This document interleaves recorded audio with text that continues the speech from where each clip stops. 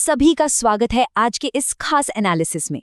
आज हम Indian share market के एक ऐसे हिडन जेम यानी छुपे हुए रत्न की बात करने वाले हैं जो पूरी म्यूचुअल फंड इंडस्ट्री का इनविजिबल बैकएंड है। जी हाँ, हम बात कर रहे हैं कंप्यूटर एज मैनेजमेंट सर्विसेज यानी कैम्स की। आज हम कैम्स का step by step fundamental analysis करेंगे, उनके फ्यूचर ग्रोथ ड्राइवर्स को समझेंगे और कैपेक्स पर भी गहराई से बात करेंगे। तो चलिए बिना टाइम वेस्ट किए सीधे शुरू करते हैं। चीज़ों को बिल्कुल सिंपल और स्ट्रक्चर्ड रखने के लिए इस पूरे एनालिसिस को हमने 5 आसान स्टेप्स में डिवाइड किया है।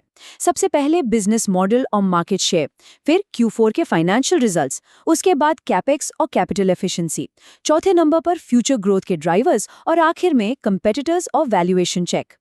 तो आइए सबसे पहले स्टेप से शुरुआत करते हैं।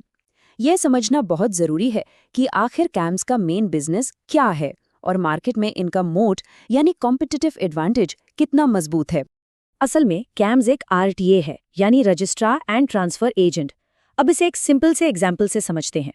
जैसे क्रेडिट कार्ड्स के मामले में बैंक कोई भी हो, लेकिन पीछे का नेटवर्क अक्सर वीज़ा या मास्टरकार्ड ही होता है ना। बिल्कुल वैसे ही कोई भी इन्वेस्टर किसी भी म्यूचुअल फंड हाउस में पैसा लगाए, बैकएंड पर ट्रांजैक्शन प्रोसेसिंग, रिकॉर्ड कीपिंग और कंप्लायंस का काम अक्सर कैम्स के सिस्टम से ही होकर गुजरता है। लिटरली ये इस पूरी इंडस्ट्री की बैकबोन है। और मार्केट में इनका दबदबा कितना है? 68%। जी हाँ, भारत में म्यूचुअल फंड्स के टोटल AUM यानी एसेट्स अंडर मैनेजमेंट का लगभग 68% हिस्सा कैम्स हैंडल करता है। मतलब 55 लाख करोड़ रुपए से ज्यादा के एसेट्स को मैनेज करना ये कोई छोटा नंबर नहीं है। ये सीधा सीधा साबित करता है कि इनका स्ट्रक्चरल एडवांटेज कितना तगड़ा है, जिसे आसानी से कोई भी रिप्लेस या डिस्टर्ब नहीं कर सकता। इतने सॉलिड बिजनेस मॉडल को समझने के बाद अब चलते हैं स्टेप 2 पर और हाल ही के Q4 FY26 फाइनेंशियल नंबर्स को डिकोड करते हैं। देखते हैं कि नंबर्स क्या कहानी बयां कर रहे हैं। इन नतीजों में एक चीज जो सच में कमाल की है वो है इनका रेवेन्यू। कैम्स ने अपनी हिस्ट्री का अब तक का हाईएस्ट क्वार्टरली रेवेन्यू दर्ज किया है, 395.22 करोड़ रुपए। और अगर नेट प्रॉफिट की बात करें तो ईयर ऑन ईयर बेसिस पर इसमें 10.9% की एक स्टेबल ग्रोथ देखने को मिली है, जो करीब 126 करोड़ रुपए रहा। मतलब मार्केट चाहे जितना भी ऊपर नीचे हो, ये बिजनेस बहुत ही कंसिस्टेंट इनकम जनरेट कर रहा है। अब सवाल आता है कि इन शानदार नंबर्स के पीछे असली मैजिक क्या है?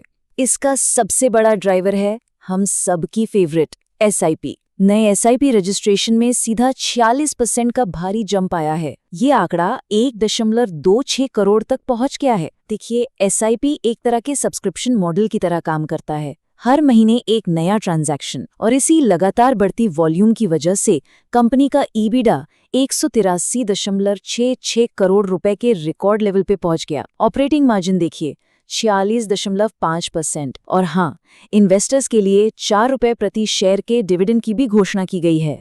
चलिए अब बढ़ते हैं स्टेप 3 की तरफ, केपेक्स और कैपिटल एफिशिएंसी। किसी भी कंपनी का फंडामेंटल एनालिसिस करते वक्त ये देखना बहुत जरूरी है कि वो अपने कैपिटल का इस्तेमाल कितनी स्मार्टली कर रहे हैं। कैम्स की एक और बहुत बड़ी खूबी है इनका एसेट लाइट बिजनेस मॉडल। मतलब जैसे जैसे कंपनी का बिजनेस या वॉल्यूम बढ़ता है, उन्हें बड़ी बड़ी फैक्ट्रियों या भारी मशीनरी में पैसा फंसाने की जरूरत नहीं पड़ती।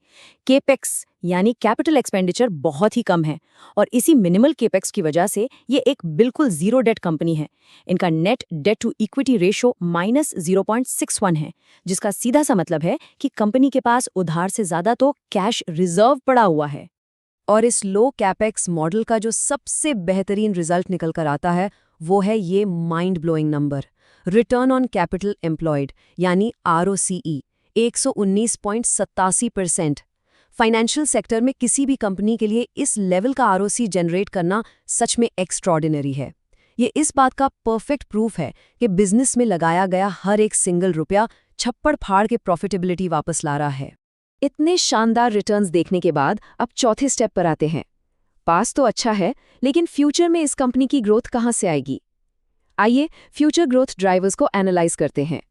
वैसे तो म्यूचुअल फंड्स कैम्स का कोर बिजनेस है, जो इनके टोटल रेवेन्यू का लगभग 84.7% हिस्सा बनाते हैं। लेकिन कोई भी स्मार्ट कंपनी एक ही बास्केट में अपने सारे अंडे नहीं रखती, राइट? रेगुलेटरी रिस्क और मार्केट साइकिल के झटकों से बचने के लिए कंपनी बहुत ही स्ट्रेटेजिक तरीके से नॉन म्यूचुअल फंड बिजनेस में भी डाइवर्सिफाई कर रही है, जो अब बढ़कर 15.3% हो गया है। फ्यूचर की स्टेबिलिटी के लिए ये बहुत क्रूशियल मूव है। और सबसे मजे की बात यह है कि ये नॉन एमएफ सेगमेंट हर साल 24% की तेज रफ्तार से ग्रो कर रहा है। जरा इन नंबर्स पर गौर कीजिए।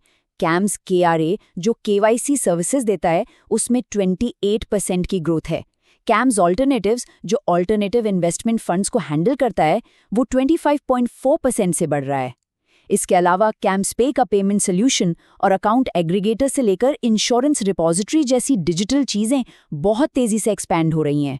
शॉर्ट में कहें तो कैम्स अब सिर्फ एक म्यूचुअल फंड कंपनी नहीं रही, बल्कि एक बहुत बड़ा फाइनेंशियल इंफ्रास्ट्रक्चर प्रोवाइडर बन रही है।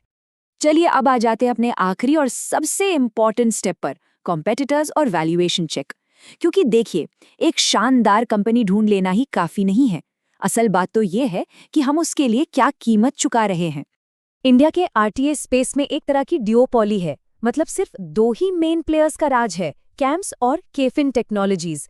कैम्स 68% मार्केट शेयर के साथ अनडिस्प्यूटेड लीडर है और इनका मेन फोकस हाई प्रॉफिटेबिलिटी पर रहता है। वहीं दूसरी तरफ है केफिन टेक, जिनका एमएफ मार्केट शेयर 32% है, लेकिन उनका नॉन एमएफ रेवेन्यू काफी ज्यादा है, करीब 29%। केफिन टेक खुद को एक टेक या सास कंपनी की तरह पोजीशन करता है, इसीलिए मार्केट में इन दोनों को इवैल्यूएट करने का नजरिया थोड़ा सा अलग रहता है। अब अगर हम इनके वैल्यूएशन को कैपिटल मार्केट के बाकी पियर्स से कंपेयर करें, तो एक बात बिल्कुल साफ है कि कैम्स एक अच्छे खासे प्रीमियम पर ट्रेड करता है। इनका पी रेशियो लगभग 39 के आसपास है। अगर हम एंजल वन या नुआमा वेल्थ जैसी कंपनियों को देखें, तो उनके मुकाबले ये थोड़ा महंगा लगता है। हालांकि इनका रिटर्न ऑन इक्विटी 41% से भी ज्यादा है, जो इस पूरी लिस्ट में सबसे बेस्ट है। तो अब सवाल ये है कि क्या ये जबरदस्त रिटर्न्स इस महंगे वैल्यूएशन को जस्टिफाई करते हैं? बहुत ही इंटरेस्टिंग बात यह है कि इस वैल्यूएशन को लेकर खुद एनालिस्ट्स भी दो धड़ों में बटे हुए हैं। एक तरफ मोतीलाल ओसवाल जैसी फर्म्स हैं जिन्होंने बाय रेटिंग दी है। उनका मानना है कि एसआईपी के शानदार मोमेंटम और नॉन एमएफ रेवेन्यू की ग्रोथ की वजह से अभी भी बहुत स्ट्रक्चरल ग्रोथ आनी बाकी है। और दूसरी तरफ मार्केट्स मोजो हैं जो इसे सेल रेटिंग दे रहे हैं। उनका कहना है कि 39 का पीई थोड़ा स्ट्रेच्ड है और वो स्टॉक के थोड़ा करेक्ट होने का वेट करने की सलाह देते हैं। हमारा काम है बिना कोई साइड लिए ये दोनों पहलू बिल्कुल ट्रांसपेरेंट तरीके से सामने रखना। तो चलिए अब इस पूरे एनालिसिस को कंक्लूड करते हैं और कुछ ऐसे इंपॉर्टेंट रिस्क फैक्टर्स पर नजर डालते हैं जिन पर हर इन्वेस्टर को कड़ी नजर रखनी चाहिए।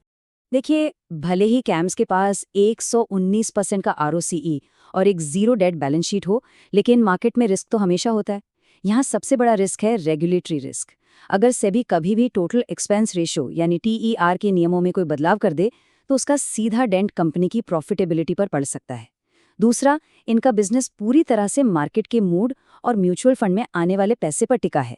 इसके अलावा विदेशी संस्थागत निवेशकों यानी एफआईआईज की जो बिकवाली देखने को मिल रही है और स्टॉक का जो हाई प्रीमियम वैल्यूएशन है, उससे शॉर्ट टर्म में बड़ा मुनाफा बनने के चांसेस थोड़े लिमिटेड हो सकते हैं। इस एनालिसिस को खत्म करने से पहले एक बहुत ही गहरा सवाल छोड़ के जा रहे हैं। इसमें कोई शक नहीं है कि कैम्स एक मोनोपोली जैसा बेहतरीन बिजनेस है, जिसके फंडामेंटल्स बहुत ही तगड़े हैं और जिसे ग्रो करने के लिए कोई भारी भरकम केपेक्स भी नहीं चाहिए।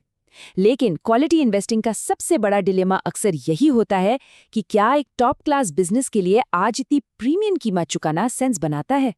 ये एक ऐसा सवाल है जिस पर गहराई से सोचने की जरूरत है। आज के इस एनालिसिस में जुड़ने के लिए बहुत बहुत धन्यवाद।